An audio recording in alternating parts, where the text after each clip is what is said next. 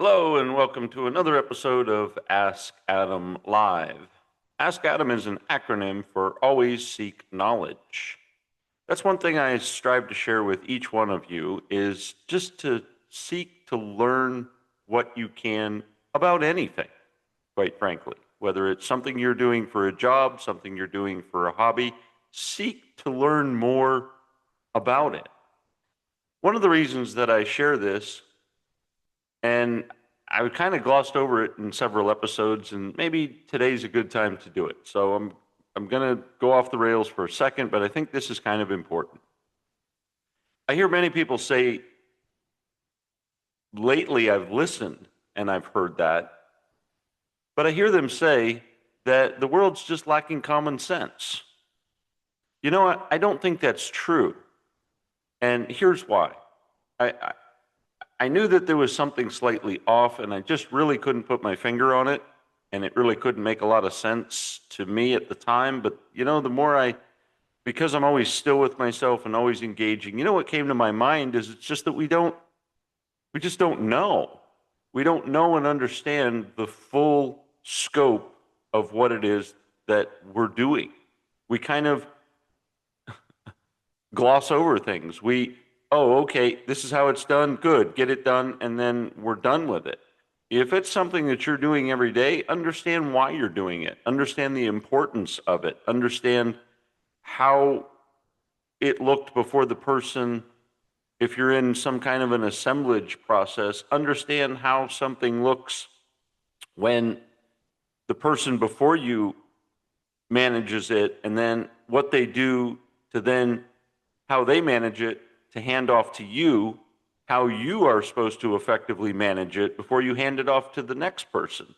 I think the more that we understand a little bit of our position and how important it is in what we do, that's where I think we sort of encompass this thing called common sense. And that's just talking about your work function. So let's understand a little bit about maybe a hobby or something that you're kind of doing on the side. Don't just do it to get paid, do it to understand what it is that you're doing. One of the things I understood, and I guess this is why I feel like it comes natural to me, and so many people question me and go, well, how do you know that? Well, because I experienced it and because I sort of jumped in with both feet and participated in doing something. I'll give you, for example, when I worked on private yachts for several years, that glossed over what it was I was doing and the importance of what I was doing. Meaning, if I skipped a step, that there was some ramifications of maybe being caught at sea with the engine not working, with the system not working, somebody not getting their hot or cold shower in the morning or in the evening so that they could rest and relax. Many times people who have these, they call them toys, but many people that have these items and things in their life, it's because they go to retreat. It's a I don't want to call it a timeshare because that's totally disrespectful, but it's their retreat. It's their island. And wherever their island happens to be, because it's mobile, that's where they go to unplug, to not have a cell phone, not have an internet connection, to get away from the corporate grind, to come up with a new idea. I remember reading a story about actors, and usually some actors, I don't want to say all of them, but let's just say some of them in the top 10, when they get done with a big movie production, that's absolutely what they do. They'll even take their whole family and literally detach from life and go do something completely different just to unplug, just to reset, just to refresh, and to sit back and look what it is that they've done, how what they've done in their mind, again, doesn't have to be a box office bestseller, but what they've done in their mind as far as great work, as well as the interior criticism they're most likely facing as to what they could have done better, having the chance. Because again, the director's calling the shots. You may have your personal opinions about something, and they just kind of go and decompress. but they also decompress with the mindset of coming up with an idea of, oh, not that I have a chance to do that thing I just did better, but how to ingrain that into becoming that better actor the next time you're doing something to make the next event even better. Does that make sense? That being said, understand what it is that you do and sit back and understand how you can make it better as your individual place in participation in this world. And it may be as simple as street sweeping. I mean, I know we don't do that anymore, but it's the simplicity of things. Understanding what you do, understanding what the person before you did, and understand what you do from what they do and how you're handing it off to the next person. I think that's truly what we've lost. It's not common sense. It's just the lack of understanding, the carefree, laissez-faire attitude of, well, I'm just getting mine and then I'm gone. Well, you're not, because you're a participating member, not only in society, but in doing a task or function for a company. Maybe you're an accountant, for instance, and somebody hands you all the stuff and you organize it. Well, what did it look like when they got it? And so having that understanding of, oh, I can see where they might have missed this because, gosh, they had a lot of work. And of course, now it's organized and I'm looking at it and I see something out of place and I'm frustrated. Well, it's because I'm looking at it organized and I'm able to see something's out of place. And then once you organize it, then you hand it to the next person. They might find something out of place and go, well, gosh, all they had to do was that one thing. Well, no, they found an error and they straightened it up and made it even better for the third person to look at now this accounting documentation or spreadsheet or whatever and cleaned it up so it was more apparent that you found this error. And so find the error with appreciation and also understand a little bit of the difficulty that it took them to put something together. Now, I'm not trying to give that person a pass to say, hey, you can screw up, but just understanding your position a little bit more in life, that you have that consideration of where something came from and how you can hand it to the next person slightly better. And maybe in this accounting example, maybe when you do organize it, take those 2 seconds to review something and look at it and make sure that you not only have organized it, but you're checking for errors. And if there are any, go ahead and try to fix them if you can. If not, at least be able to flag them for the next person. And if the next person holds this same position where they're doing their task, oh, and they see the flag, and there's a level of appreciation, oh, wow, they caught it, they just weren't sure how to fix it, but they were letting me know in some note, that's hugely beneficial. I think that's what helps make the world a better place. And because of your efficiency in finding and flagging an issue and handing it to the next person, where not only are they able to do their position, but they're able to fix that issue. And if they take 2 seconds to scan their work and ensure that it's the best they can offer, and they hand it to the next individual, well, now you have something pretty substantial, don't you? You know, I could go down the rabbit hole, but if you look at government, I think it's a lot the same way. Is we don't double check things, we don't look at things, we just pass things on, and we assume that the person before us was diligent in what they did. And it isn't. We just keep passing it on, and then once it elevates to a certain position, then we find ourselves going, boy, is this a mess. You know, this went through several people, several hands, several slight changes, only to make it stronger and better, yet it has its flaws. Anyway, I know that went down the rabbit hole of the acronym, but I feel like I've mentioned it several times, and I'm not sure that it quite gets through. Ask Adam Live. Ask is the acronym for always seeking knowledge. Always seek to understand what it is that you're doing, and each day, each month, each year, slightly figure out how to do it just a little better. Not that it takes more energy, just that it helps create and develop a better you. And at the end of the day, I think that's what the world wants, is you to be your best self.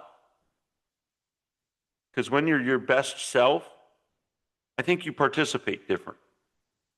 I think you bring to the table your pure genius.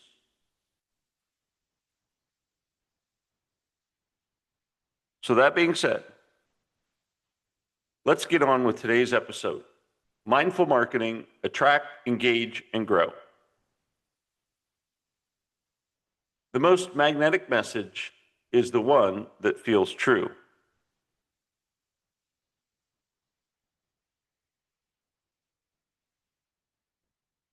People don't want louder brands.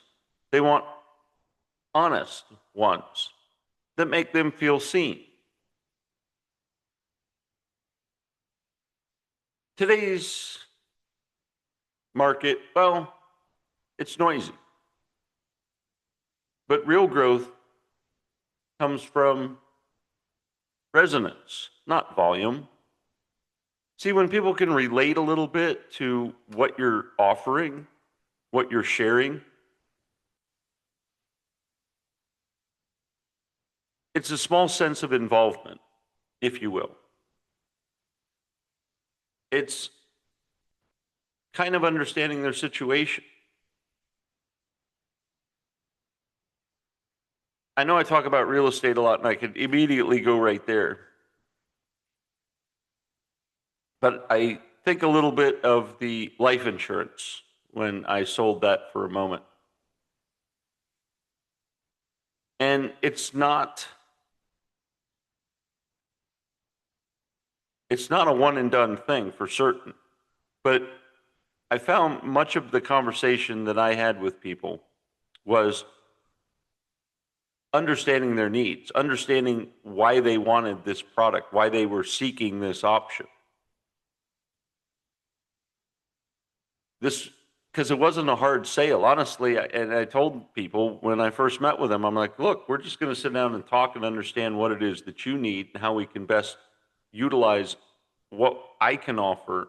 And I had a bunch of options in my briefcase for sure. But what I have that can offer to you, but you also have to qualify for it. It's not just something that you sign up and you get. It's insurance. At the end of the day, it's insurance. And much like the insurance company insuring your car to a certain degree, you want the lowest rate possible for the most amount of coverage. You also don't want to find yourself necessarily over-insuring your vehicle. Of course, unless it's a collector, but that's a whole nother thing. But unless you have something prized, like a collector car, you're really not going to seek that more insurance. And I think that was somewhere where the liability came in as well, not only the uninsured motorist thing, but where people didn't cover insurance because quite frankly, they didn't need it. At a certain point, your vehicle is only worth a couple $100.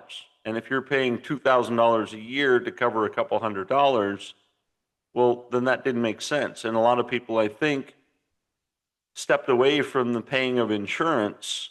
And then when an incident did happen, they didn't have the coverage to basically cover the other person's vehicle. Yeah, you lost your vehicle, but much of the insurance coverage is to cover someone else's damage. And I know it gets kind of confusing because you're like, well, they have insurance. But they have insurance because they're to cover someone else's damage if they do something. See how that works?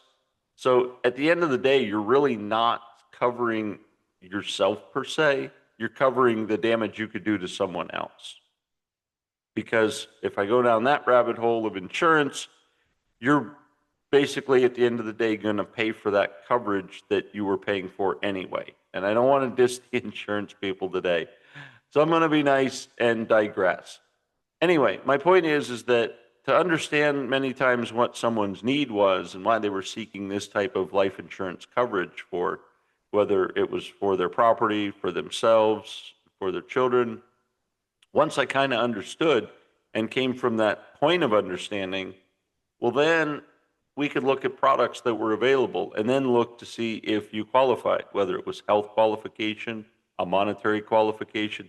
You know, you can't necessarily, in short, you can't necessarily work at McDonald's at $15 an hour and expect to get a $5 million policy because they just don't see what you're covering. It's like you can't just sign up for life insurance to get it.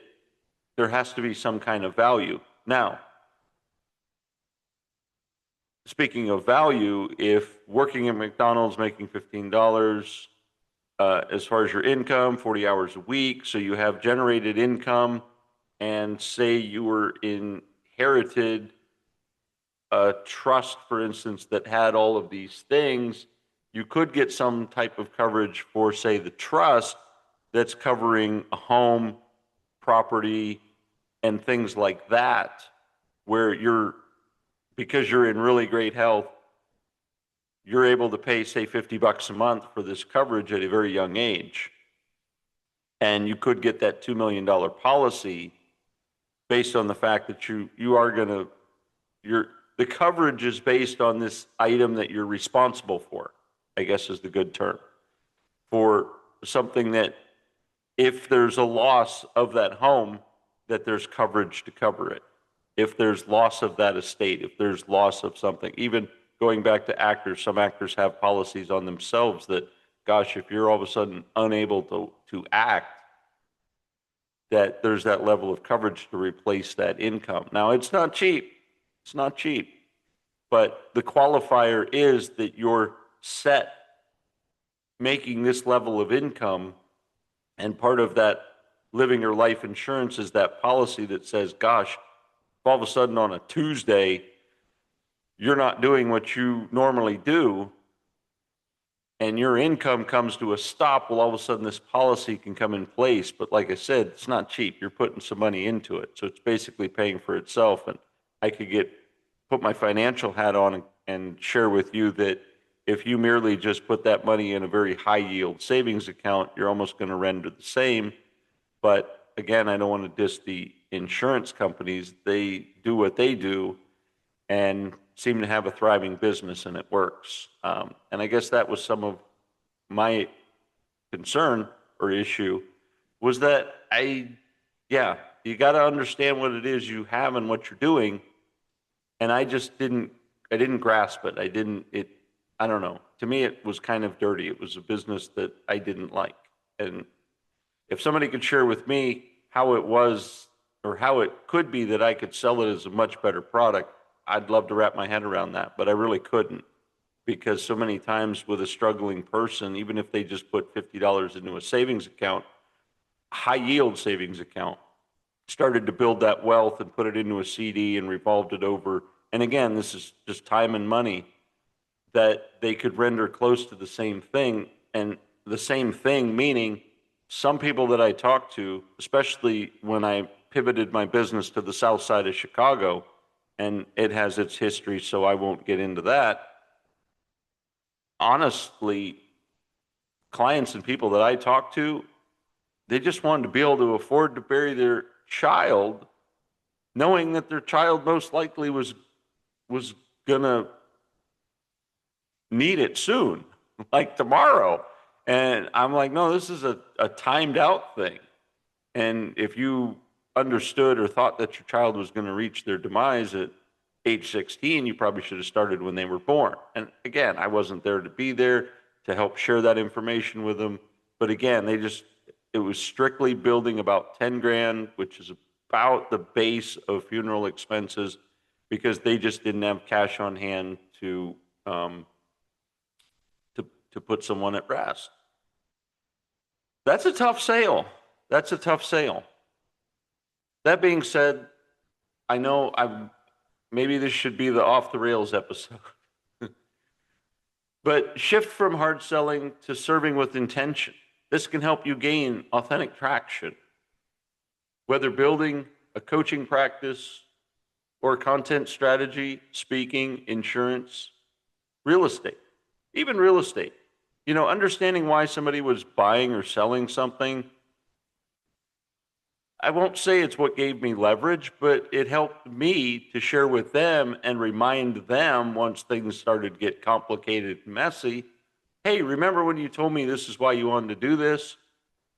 I would share with them and they would say, yeah, that's right. We want a place for the family. We want to pass it on to generations. And at that point, they got back to the reason they wanted to do it. But again, it was understanding their purpose and what their true intentions for doing something were, and then it didn't get too far lost in the weeds when things got complicated.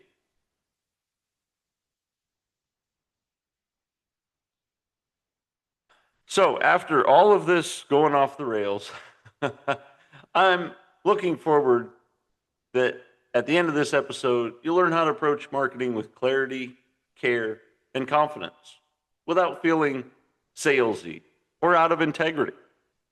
Again, you want to be your authentic self. You want to hold that position of authenticity. I think that's always key. And that kind of goes back to what I said in the beginning is understand your product. Don't just say, okay, when the trainer salesperson says these are our top 5 products and you thumb through the book and go, okay, I've got it. Really investigate and learn not only those 3 products, but 3 products above those and 3 products below those. And even more. I can't stress to you even more. And I know it seems silly. It seems weird. It's like, oh, that's kind of odd knowledge and really not in. Yeah, I understand that. But you're doing yourself a huge disservice by not acquiring that information, seeking knowledge, as I said earlier. So once you understand what it is that you can offer your clients, well, now you not only can speak from a level of authentic expertise, you can also speak above to say, hey, here's other options you probably haven't considered, as well as here's some, if cost is a factor or options are a factor, something's not necessary and you need to take something or remove something out of the need, well, certainly you can put that in the category of stepping down and saying, well, here's an option. But if you're only studying the top 3 or the average 3, that's pretty much who you're going to sell to is the average 3. And I found that much of my marketing was knowing a little bit of below and a little bit of above. So that if we did have to pivot, I wasn't caught like a deer in the headlights, confused, not understanding, okay, I don't know where to go. And then have to reconvene and reset the environment to then discuss the highs and lows around the option. I always did this. In real estate, I remember. Not that and again, it was so habitual, it wasn't a lot of work. It was just like, okay, what are my 3 lesser options? And what are my 3 greater options? Because if we were out looking at homes and you're like, yeah, we like everything, but we were hoping to find something better, I had 3 in my pocket that were better. Great. You have a little bit of time. One's right around the corner. One's on the other side of town and one is this way. And they were like, well, yeah, we're here. Why not do it? That was a huge pivot point. And the same thing. Yeah, we were looking for, something we could fix. Okay, great. Here's 3 options, a little less in price, but that's because they need work. Okay, great. We'd love to see those. Boom. It was a sale. Or they'd go and look at those 3 and realize, yeah, they are a lot of work. And what you were looking at, it also helped share the price point. So that being said, marketing that is aligned with your purpose speaks to the real needs of your audience and helps build trust through value, not pressure. Again, I wasn't pressuring them to purchase anything in that home scenario. I was just showing them options. And many times when they were disappointed with the middle and I showed them a little bit better, well, all of a sudden the middle price point looked better and the cosmetic things that needed a little fixing, maybe the roof was time to change, maybe there was some landscape concerns, maybe it was a location, benefits, and or not so great benefits. It helped put things in perspective. And you really can't show that perspective online. It has to be done in person. It really does. And I know we've evolved into 3D maps and stuff like that and Google Streets, but we're talking, there was some pretty rural places. I'm not sure Google has been on this road. In fact, I'm pretty certain Google has not been on this road. Because even when I would take clients down certain roads in the backwoods of the territory that I sold real estate in, yeah, they were back roads, and they didn't even know they existed. And they appreciated that they didn't know they existed because most people never came back there because they didn't think they existed. Hence the privacy. So, not building pressure. You want to build trust. And I found that even after we've exhausted, say, 9 properties or 6 properties in a visit, the client still came back. They wanted another visit, only they were refining it with different eyes. They had different, even though they answered the questions I gave them at the beginning, truthfully and to some degree with what they understood in their mind as knowledgeful questions about what they were looking for, seeing is believing. Seeing did define a lot more and helped answer the secondary questions that they thought they knew, that they thought they answered correctly with me. Because again, I'm just learning. I didn't know. And I found that each time we would go out, we'd look at a couple homes. All of a sudden that changed the perspective. Yeah, that's too far out. So the secondary question, and then maybe a second, sometimes a third visit to just really hone in on that specific property that was going to meet their needs. But there was no pressure. There was no pressure. But we built trust to the point where they felt trust and felt secure. So when things did get kind of hairy at the closing table and there was some adjustments that needed to be made, they were already confident this was the property that they wanted. And they moved forward with that confidence. And the reason I think they had confidence is because they had trust. Not only in me for showing them everything that was available at that given time that they were looking, but also the trust in themselves that they observed and looked at everything that was available on the market, and they made the best decision at that time. So it wasn't pressure, it was trust. See, the core elements, marketing, is clarity, compassion, and consistency.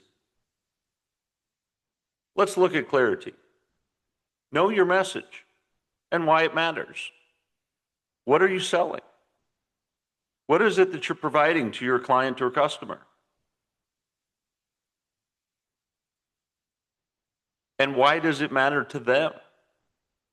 See, once you put yourself in their shoes and understand their need, now you can help craft what it is that you're providing to fill that need. Compassion. Speak to your audience.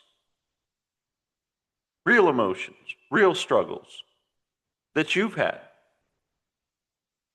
That's why you have to know what it is that your item is to some degree. And some people, they feel like that's wasted knowledge. And I say, nay, it's not. You got to know what it is that you're providing. You have to know how to explain it 7 different ways so that people understand a little bit of what it is. Just to say, hey, I'm here to solve your problem. But, well, what if their problem is and but? Well, if you can solve it helps if you can maybe segue into the next buzz. Does that make sense? And understand the real emotion of what they're going through. I tell you, and I'll speak personally if I may. Well, it's my episode, so I'm going to speak personal. I've been through a lot in my life. And I'm not saying I'm on a pedestal and nobody else has ever felt this way. I just know that most people learn from things.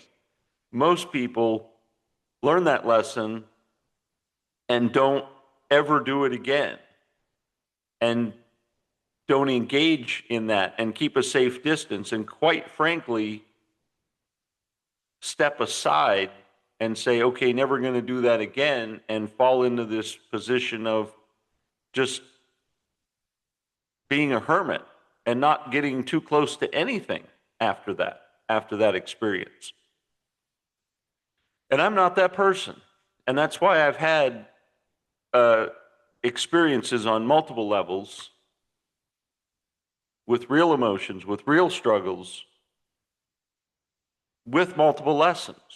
Because not that I don't think I acquired the lesson correctly, it's just that I wasn't going to let it keep me down.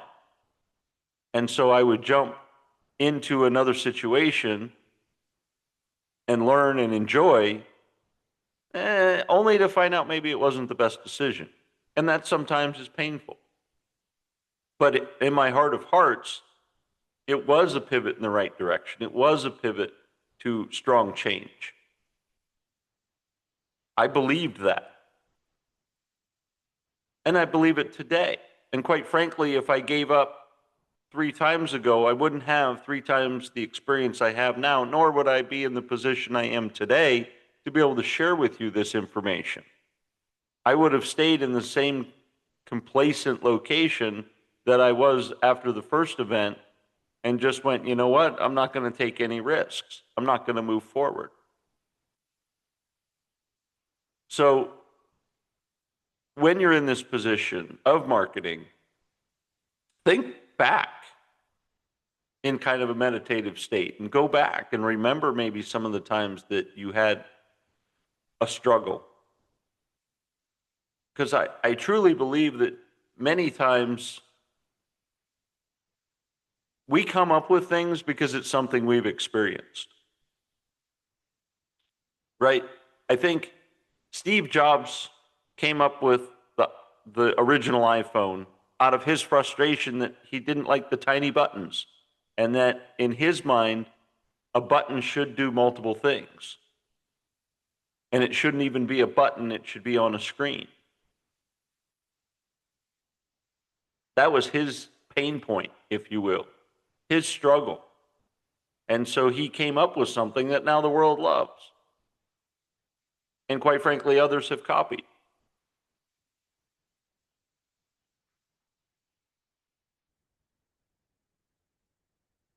The same thing with Microsoft.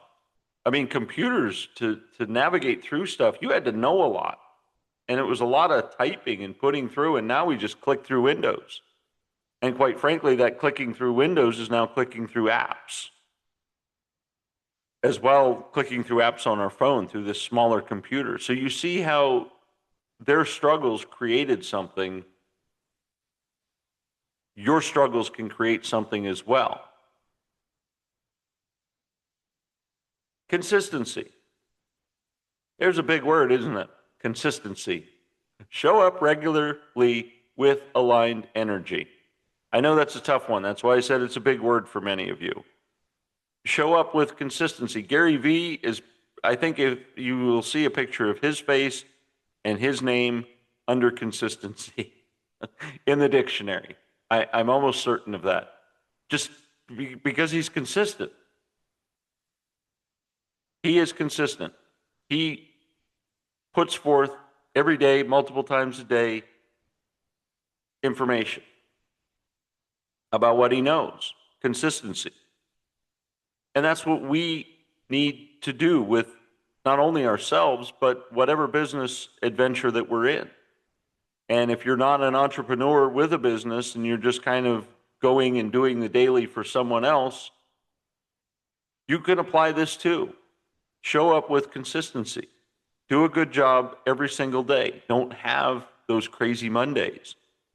Show up and do the best job, even though it's the same job day in and day out. Do the best job. And if you're to the point a few of you out there that you're like, well, I am doing the best job. Good. Find out how to do that job, your best job, and find out how to do it better. And then when you're doing it so well, so efficient that you have free time,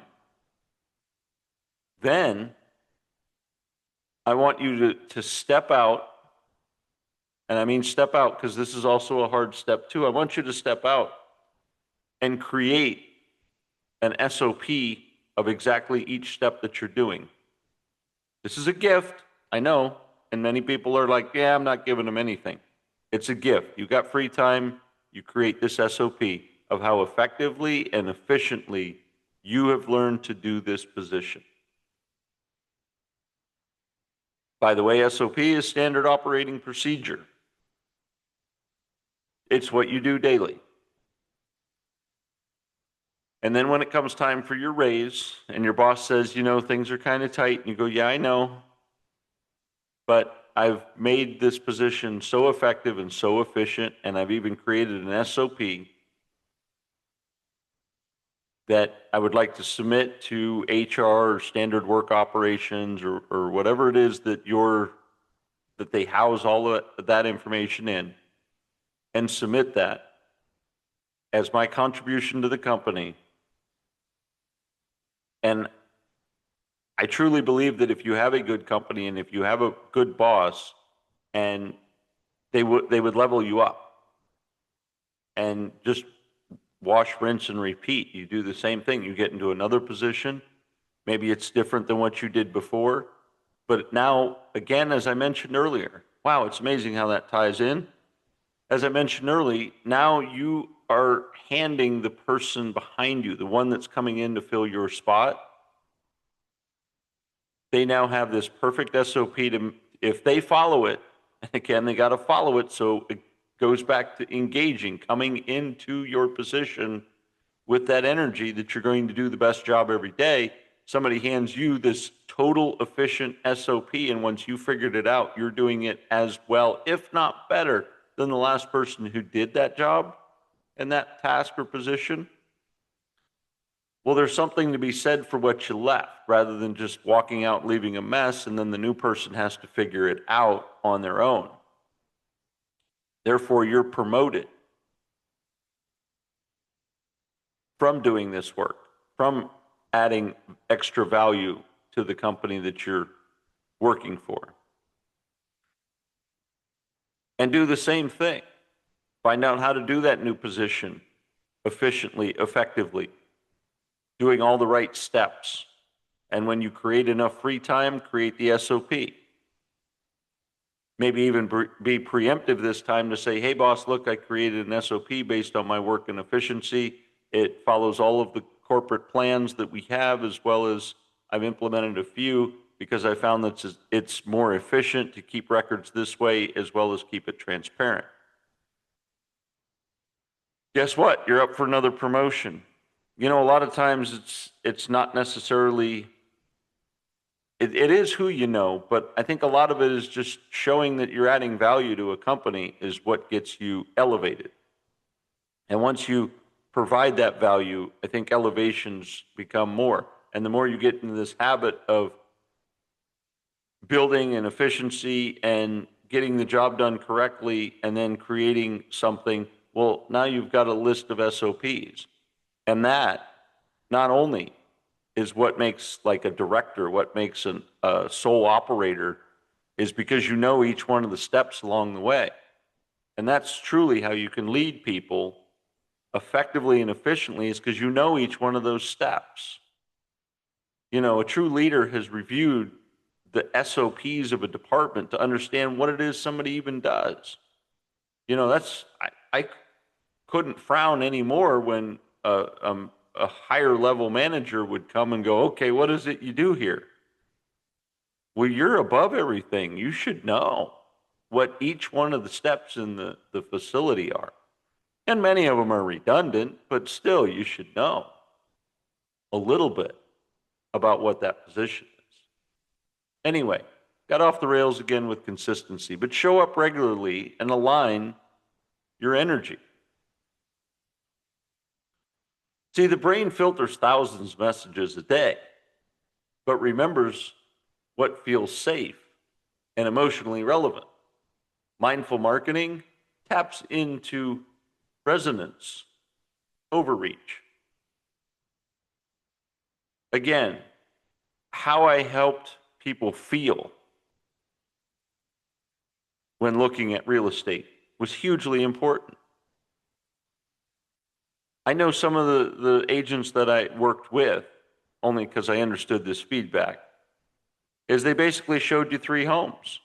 They were like, which one you buying today? And they're like, well, we don't like any of them. Oh, okay. So which one you going to buy today? Well, we don't like those 3. Well, those are the 3 we have. Which one are you going to buy today? That's kind of salesy. That's kind of pushy.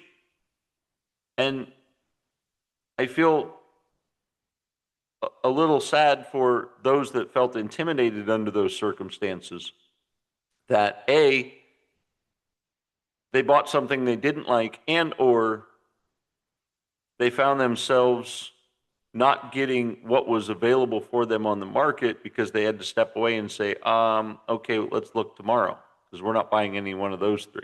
And usually the salesperson didn't follow up. Because if you didn't get 3 and you didn't even show interest and you were kind of disappointed, then that wasn't who they wanted to work with anyway. And those are that type of salespeople. So again, defining and understanding who your client is can help you be the best person as far as how you resonate with them.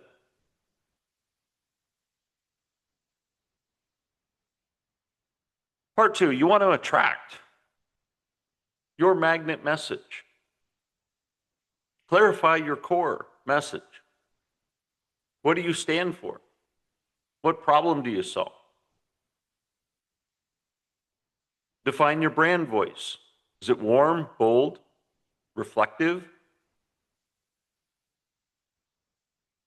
Use your emotional SEO. Speak the words your audience actually uses when they are struggling or seeking to find a solution.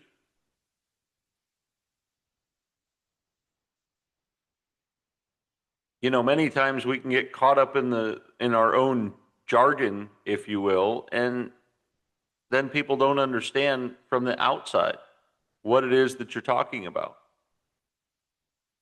I remember when I owned the real estate office and I had several marketing companies come that were going to put me on the map. And I said, well, first of all, I'm on Main Street, so I think I'm already on the map. And I have a pretty big sign out front of my office, so the visibility was there. And I had some local marketing in place, so I felt like I was there. And they were trying to sell me getting out on this thing called the internet.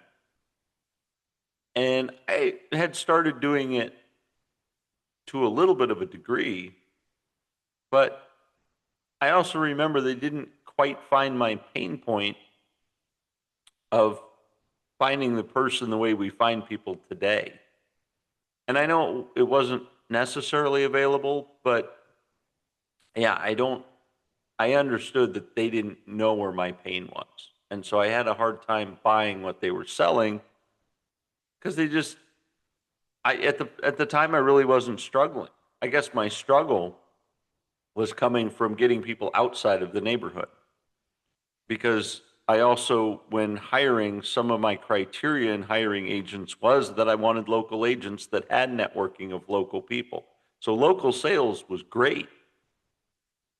Some of the attraction, especially, I was trying to get maybe the person who was relocating to come to our office, as well as when the foreclosure world started to take place. I wanted the banks, the global banks that were owning these properties, I wanted them to see me. I did get some sales from the local banks because they knew me, but it wasn't from the global banks. And that took a little bit more effort. But quite frankly, that was just me getting out there, being my authentic self. Remember, always seeking knowledge. I started doing my own investigation and started realizing that here's where these companies are, and here's how to find them. And as I acquired some contacts, then I created some listings and started selling those properties. And then each time that I talked to someone, I kept track of that information. And then I would send out an email that went to all of those individuals so that I was pretty much becoming a common name inside of that entity that seemed to be buying up so much of the property in our area specifically. And every time I understood that there was a new company, well, I reached out and did some investigation to find them and reached out and said, hey, I'm a local real estate agent. Here's our office. Here's what we have, you know, and provided them with information. That in turn, once there was an opportunity, they gave it to me. I made it happen. But I also understood their struggle point was that they went from 5,000 foreclosures a year at that time to being overwhelmed with 50,000 foreclosures a month. I mean, they were getting homes handed to them left and right. And that was difficult for them to manage. But all they had to do was give me an address, and I could give them a full report as well as a marketing strategy and forecast how long it would be for them to manage the property as well as for me to get it sold. They loved that. And then they kept giving me more addresses because they were like, tell us more about this. And again, it was a lot of consistency. But I understood what their pain point was. And if I provided a little bit more to eliminate what they had to deal with, that was hugely beneficial for them. So understand a little bit of your client's position. And I think that's what a lot of people do.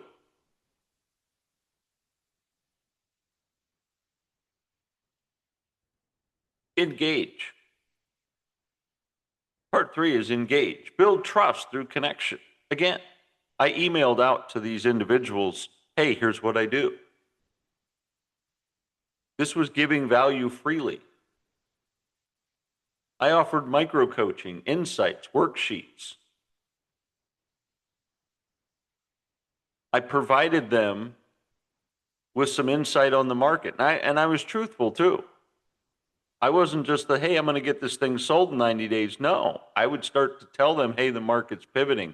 You're oversaturating the market, as well as other banks were oversaturating the market in such case that your 90 days just turned into 120 days. Your 120 days just turned into 180 days.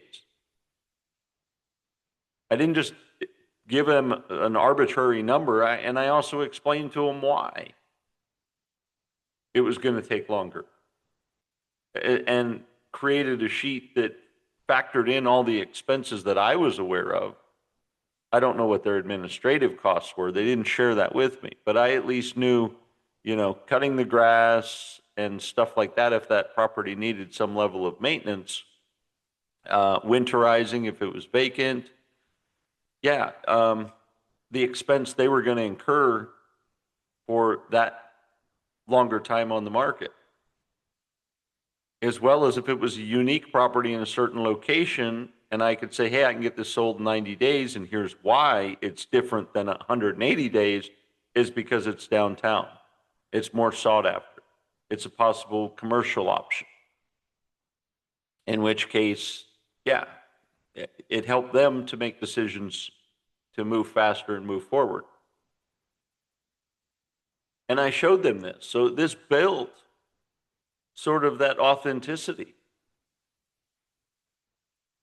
and affinity. And remember, I sent emails, so I was starting conversations with people. And I would get replies like, hey, I'm in this department. I'm like, great, I understand you're in that department, but should you come across a property that needs to get sold, let me know. Let your boss know. Let somebody in your peripheral know that this is who I am and what I do and where I'm at. Now, mind you, I was covering about 4 states and 7 counties, so I had a pretty broad reach and was managing a lot of property. In fact, I almost considered going into property management because there was so many. But again, it was just conversations. Just conversations. And if I was on the phone because they called me and said, "Hey, we need to speak with you about this." Great. That was a conversation. And I always ended those conversations with, "I'm as happy to help you today. Please retain my name and number and my email address. So if there's someone else that you run into that I can help, please let them know." Especially in that foreclosure world, because I truly believe that some people even left certain foreclosure companies to go to other companies or banks, I guess, financial institutions. Because not only were they moving their assets, I'm sure they were moving their people as well. But it was these engagements. I wasn't pitching necessarily, "Hey, I can sell your house." I was just sharing with them what it is I could do and how effectively I've done it. And even sending an email at the end of the transaction to remind them of another successful transaction that started on this day, that ended on this day. We did it in time. We got close to what they wanted. Because again, the market was falling. So to get a little bit more in a falling market was pretty impressive, and to get close to it's even better. But this created that genuine conversation with them. Most people, I think it's most people, if not having an automated system now, because it started to evolve a little bit more, somebody found the need and went into that sector. But not too many people followed up after the sale to say, "Hey, thanks, I was appreciative to be part of your transaction." They just pretty much called it a done deal and went about their day. And that's where follow-up, even a satisfied customer, you need to go back to them and say, "Hey, that was a great transaction. If you know anybody that would appreciate that level of service, would love to help them out." That's not salesy. That's just reminding them of what you do, what you did, because they're kind of in their glory, especially right after they got the keys to a new house. Yeah, and their head might not be in the right space. So write a card, put it in the mail, send it to them. "Hey, I was glad to be part of this transaction for you, this pivotal moment, this getting a home so you have a yard for your grandkid to play in." Whatever nuance that they shared with you was the importance, throw that in that note. That's not salesy, that's personal. And then they're going to see that card and they're going to remember it. They're going to know that you're not just a person that helped with a transaction, you're a person that actually cared and that remembered something from back in the day that they shared with you. And that is what leads to marketing. And we can do that. I mean, a lot of my stuff was hands-on and personal, but you can do that in an email as well, in a text message. But if you don't ask those questions, if you don't get personal, if you don't always seek knowledge, then you're not going to know your customer, and you're not going to provide to your customer what it is they truly want, and therefore they're really not going to feel like it was a genuine transaction.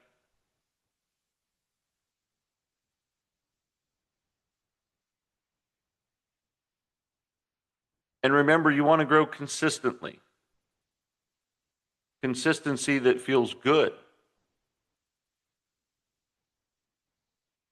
And choose 1 or 2 lanes that fit your energy. Nowadays, we're on social media, so Instagram, newsletters, maybe live events. Use a system, batch content, schedule blocks. And like I shared with you, repurpose wins. One of the things I did with real estate was that I put it on the calendar that after a year they would get a card. Hey, it's been a year. I hope the home is providing everything, vacation, or if it was a full-time home for them, that it was providing everything that they expected. And many times it was just rave reviews. Even if they did have to rebuild, remodel, or replace something in the house, it was like, yeah, but it's still it's what we wanted. It's the best thing that happened. It's great. That that is your win.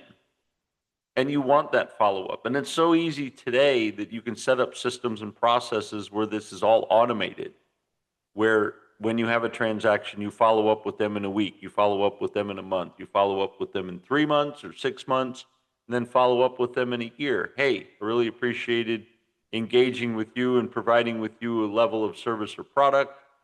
Hope you're enjoying it. You know, to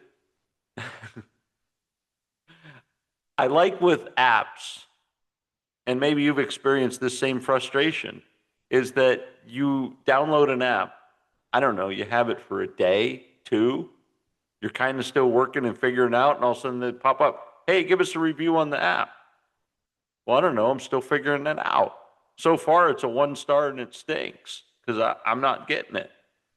But if you get with me in a week or two, or maybe in a month, and say, hey, how do you like the app?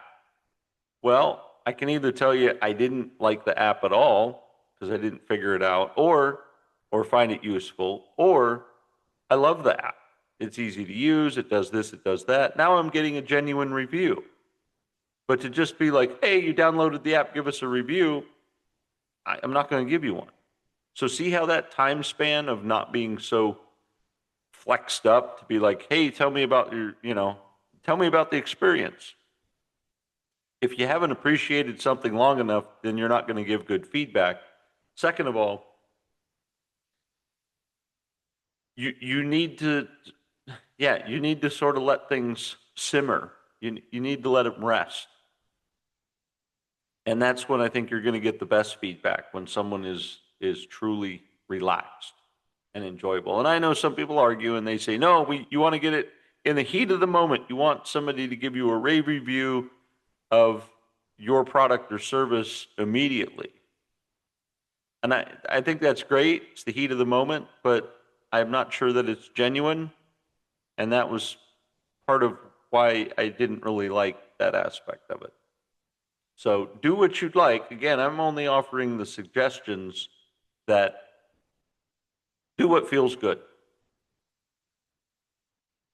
And the feedback that you get, track your growth through impact, not just the numbers. Yeah, if they're getting you another client, is it just because they mentioned you and you get another client? And does that client give you another client? And that client give you another client? Or is it just like your first client gives you a second client and then stops? That's not effective. You want your first client to give you a second client and your second client to give you a third client and so on. Does that make sense? You want that consistency of client over client instead of just getting your first client, which takes a lot of work, to give you a second client and then you've lost maybe both of them. Or you have them, but then you had to work very hard to get your first client to then give you a second client, and then you're working hard again to get another first client. See how that's difficult? Where if you set up more kind of a blockchain, if you will, as a visual, where your first client's giving you a second client, and your second client's giving you the third, and the third's giving you a fourth, and so on. Well, all that effort to get the first one, the dividend is those 5 clients in that blockchain. Does that make sense? Can you visualize a little bit of how that works? That is good, genuine marketing. So having that, again, that first client, every client, a satisfied customer is going to give you that 5 down the line. And depending on the product or service, probably should disclose, that it's not going to happen overnight. And then it may take some time.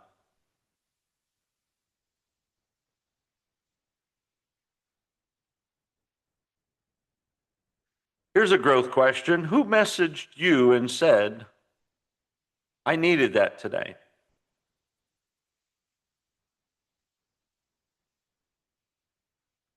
That is how you can measure your growth.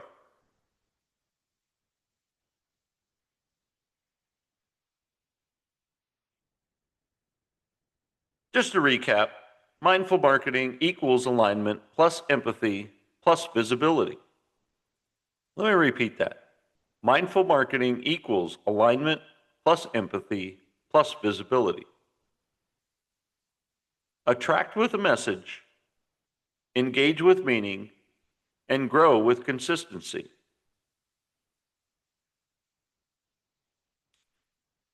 If you found benefit in today's episode or know of someone who might, please click like and share.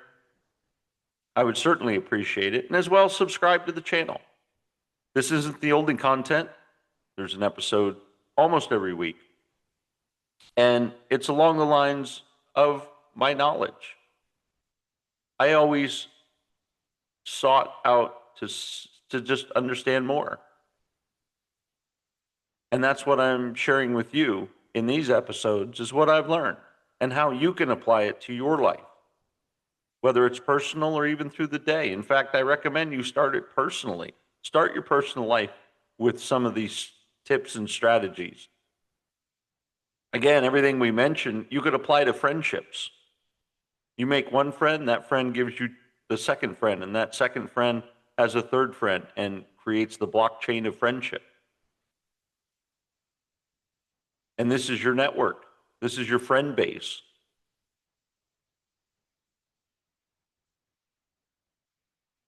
I encourage you to download the Mindful Marketing Map worksheet and choose one piece of content this week that comes from purpose, not pressure.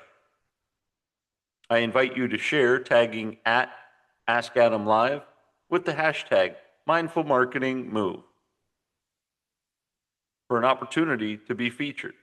You can share that by following us on Instagram, Facebook, LinkedIn, Blue Sky, and X.